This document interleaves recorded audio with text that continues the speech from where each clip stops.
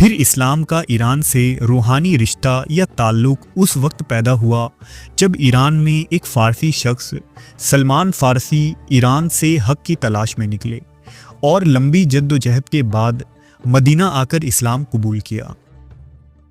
پھر 6 ہجری میں عرب کے ارد گرد موجود عالمی طاقتوں کو اسلام کی دعوت دینے کے لیے حضرت محمد صلی اللہ علیہ وآلہ وسلم نے خطوط بھیجے۔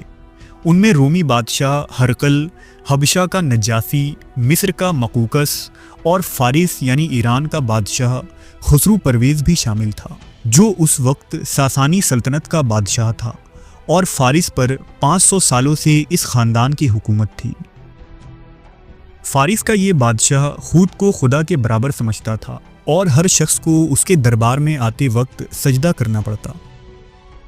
نبی صلی اللہ علیہ وسلم نے خسرو کو ایک خط ارسال کیا جسے حضرت عبداللہ بن حذافہ السہمی کے ذریعہ اس کے دربار میں بھیجا گیا۔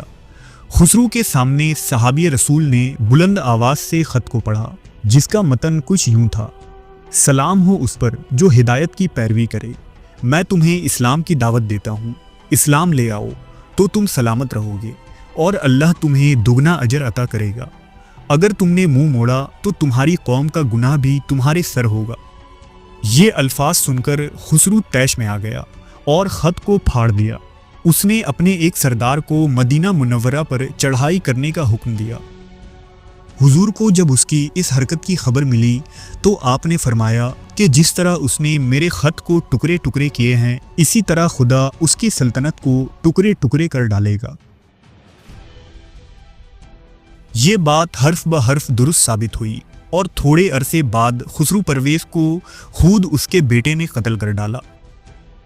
کئی سالوں تک سلطنت فارس اور مسلمانوں کے بیچ چھوٹی بڑی جھڑپیں ہوتی رہیں اور آخر کار حضرت عمر بن خطاب کے دور خلافت میں قادسیہ کے میدان میں تلواریں چمکتی ہیں، ایک طرف ساسانی فوج اور دوسری طرف اسلامی مجاہدین۔ اس جنگ میں ایرانی پہلوان رستم مارا گیا اور فارسی سپاہی میدان جنگ سے بھاگ کھڑے ہوئے، اور پھر وہی ایران جو کبھی آتش پرست تھا، وہاں آذان کی صدا بلند ہوئی اور قرآن کا نور جگمگا رہا تھا۔